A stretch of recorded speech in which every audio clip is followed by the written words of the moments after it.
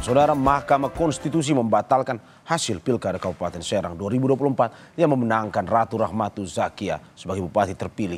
Ratu Rahmatu Zakia merupakan istri Menteri Desa Yandri Susanto. Dalam pertimbangannya, MK menilai ada keterlibatan struktur aparat pemerintah desa sehingga Majelis Hakim meyakini telah terjadi serangkaian pelanggaran yang secara fundamental merusak kemurnian suara pemilih. Hakim Konstitusi Eni Nurbaningsi menyebut ada pelanggaran keberpihakan kepala desa yang terjadi secara masif di sejumlah desa yang tersebar di Kabupaten Serang. Untuk itu, MK meminta KPU melakukan pemungutan suara ulang paling lama 60 hari sejak putusan. Menyatakan batal keputusan Komisi Pemilihan Umum Kabupaten Serang nomor 2028 tahun 2024 tentang penetapan hasil pemilihan Bupati dan Wakil Bupati Serang tahun 2024 bertanggal 4 Desember 2024. 3. Memerintahkan Komisi Pemilihan Umum Kabupaten Serang untuk melaksanakan pemungutan suara ulang pemilihan Bupati dan Wakil Bupati Serang tahun 2024 di seluruh TPS di Kabupaten Serang dengan mendasarkan pada daftar pemilih tetap, daftar pemilih pindahan dan daftar pemilih tambahan yang sama dengan pemungutan suara pada tanggal 27 November 2024. Rekaman video yang menggambarkan terjadinya peristiwa pernyataan pemberian dukungan kepada pasangan calon nomor 2 oleh sejumlah kepala desa, di mana rekaman video tersebut telah disebar di media sosial dan situs pemberitaan daring. Fakta mengenai rekaman video tersebut telah terkomunikasi melalui bukti yang dilampirkan oleh Bawaslu Kabupaten Serang.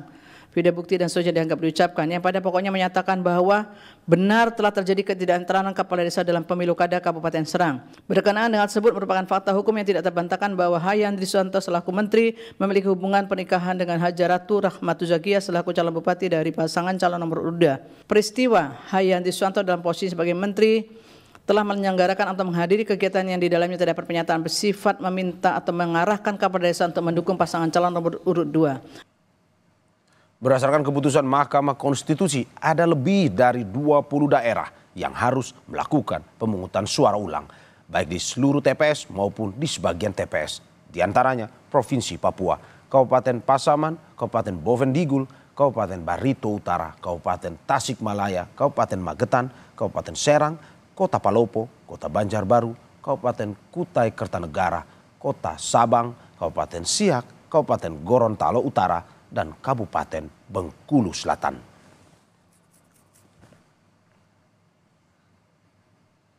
Saudara, Senin kemarin Mahkamah Konstitusi membacakan putusan 40 perkara sengketa hasil Pilkada 2024. Hasilnya, MK membatalkan hasil Pilkada sejumlah daerah dan harus melakukan pemungutan suara ulang baik di seluruh TPS maupun di sebagian TPS. Kita akan bahas bersama pengajar Hukum Tata Negara Fakultas Hukum Universitas Indonesia, Titi Anggraini. Selamat pagi Mbak Titi. Terima kasih sudah di Sapa Indonesia Pagi hari ini. Mbak Titi bisa dengar suara saya? Bisa Mas Mario, Oke. bisa didengar dengan baik. Oke, selamat pagi Mbak Titi. Mbak Titi, dari 40 perkara ada 25 yang dilakukan pemungutan suara ulang. Jumlah ini sesuatu yang fantastiskah atau bagaimana sebenarnya? Ya, ini harus dilihat dari total 545 daerah yang pilkada ya Mas Mario. Jangan dilihat dari angka 25 saja. Dari 545 daerah yang pilkada, kemudian masuk 310 perselisihan hasil pilkada ke Mahkamah Konstitusi. Dari 310 tadi, 270 sudah diputus dismisal, tidak dapat diterima dan seterusnya pada tanggal 4 sampai 5 Februari lalu, dan 40 perkara berlanjut ke pembuktian. Nah, 25 ini saringan dari 40 perkara yang lanjut ke pembuktian dari total 310. Jadi kalau kita lihat dari sisi angka, kalau bandingkan dengan Pilkada serentak 2020 misalnya ya. Ada 270 daerah pada waktu itu, kemudian MK mengabulkan 20 permohonan. Jadi sebenarnya ini juga tidak besar, walaupun kemudian dari sisi substansi kita patut apresiasi Mahkamah Konstitusi. Mahkamah betul-betul berupaya untuk menegakkan demokrasi dan keadilan substansial dalam pemilu dan Pilkada 2024 ini. Misalnya kalau kita bagi nih tipologinya ya Mas Mario, pertama MK itu tidak akan mentolerir pelanggaran terhadap keterpenuhan syarat calon. Makanya di sejumlah daerah calon yang tidak terpenuhi syarat ijazah minimal SMA, kemudian periodisasi, lalu status masa jeda sebagai mantan terpidana, bahkan ada 2 daerah yang masih terpidana, itu tanpa tedeng aling-aling oleh MK diperintahkan pemungutan suara ulang. Nah, yang kedua yang saya kira mengembalikan konsistensi MK soal penegakan hukum terhadap pelanggaran yang terstruktur, sistematis, dan masif, MK itu betul-betul tidak mentolerir praktik politik uang yang bahkan dalam putusan Mahakam Ulu, Mahkamah Konstitusi sebut dengan jelas soal vote buying atau jual beli suara berbungkus kontrak politik yang tidak biasa. Termasuk juga MK tidak menolerir politisasi dan cawe-cawe kepala desa, termasuk keterlibatan pejabat negara dan pejabat daerah.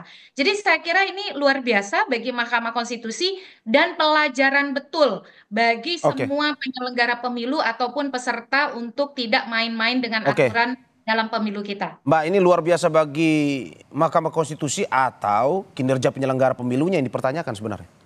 Ya, sebenarnya dua-duanya. Kenapa luar biasa bagi MK? Karena ada masalah kinerja penyelenggara pemilu yang akut.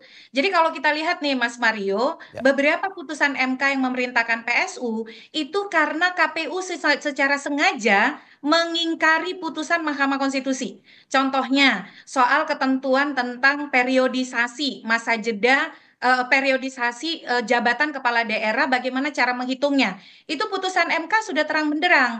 Misalnya tidak membedakan jabatan yang dilantik ataupun yang faktual atau real, tapi KPU mengatur berbeda. Lalu kemudian meloloskan terpidana ataupun kemudian mantan terpidana yang belum lewat masa jeda. Termasuk juga ada rekomendasi dari Bawaslu yang alih-alih justru meluruskan aturan main, justru malah meloloskan terpidana dalam kontestasi pilkada.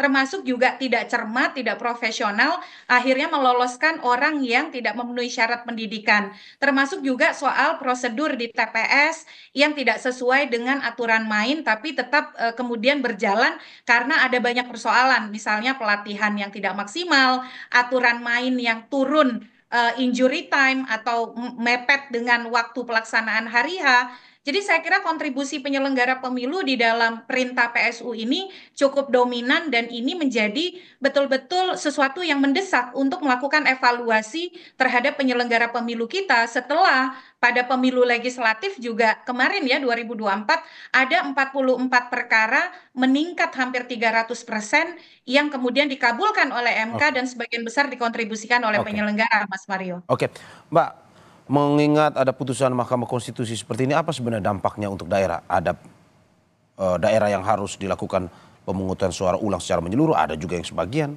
Ini dampaknya apa? Ya, saya kira memang ini pil pahit yang harus ditelan karena kita menegakkan pemilu dan demokrasi yang konstitusional. Jadi jangan disalahkan oleh MK.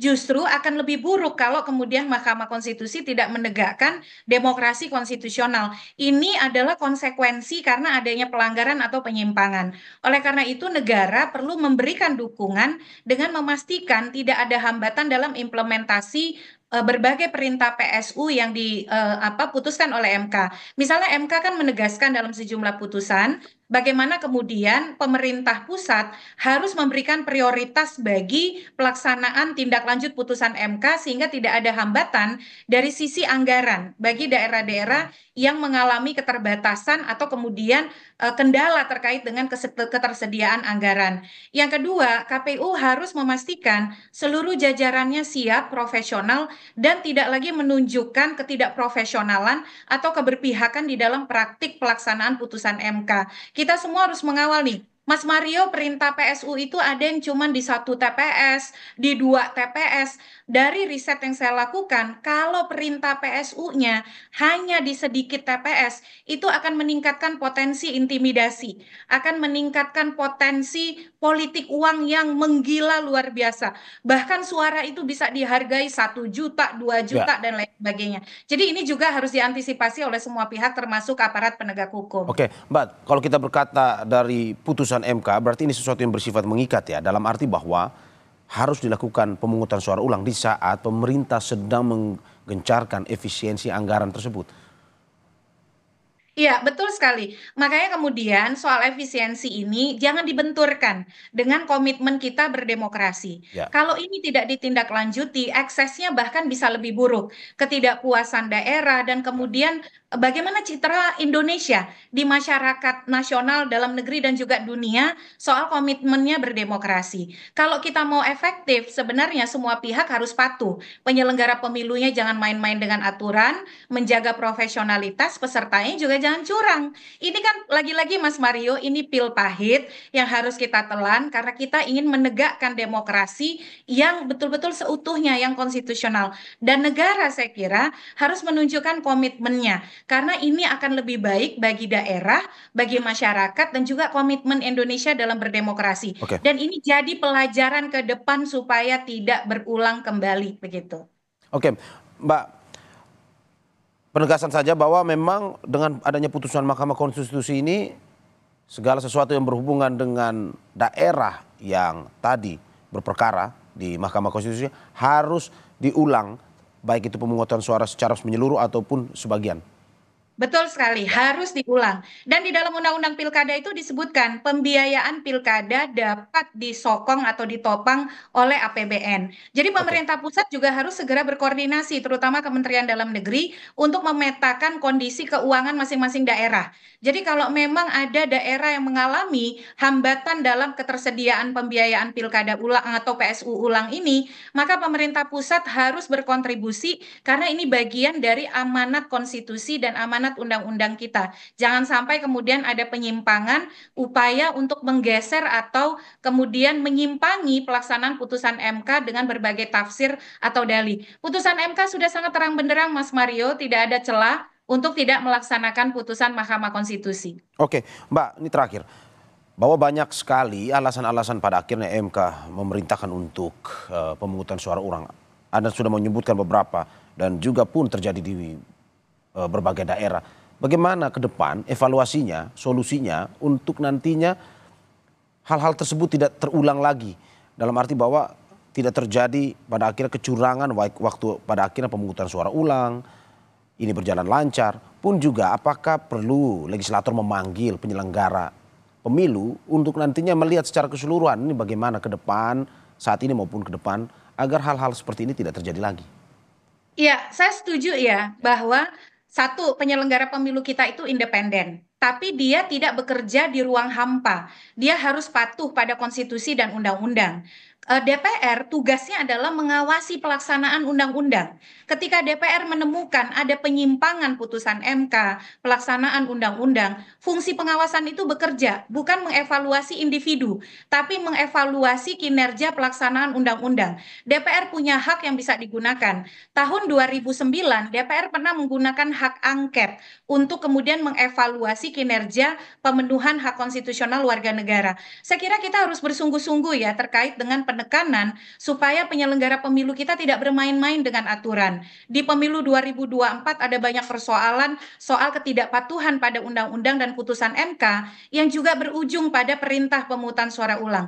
Ini akhirnya negara dan masyarakat mengalami kerugian karena ketidakpatuhan penyelenggara. Saya berharap ini bisa dievaluasi secara serius oleh DPR berbasis kelembagaan, bukan individu per individu di dalam ruang tertutup ya, tetapi dilakukan terbuka dan dimintai akuntabilitasnya karena memang undang-undang pemilu juga memungkinkan DPR untuk menjalankan fungsi itu dalam memastikan praktik pilkada yang luber dan Oke. demokratis, Mas Oke. Mario.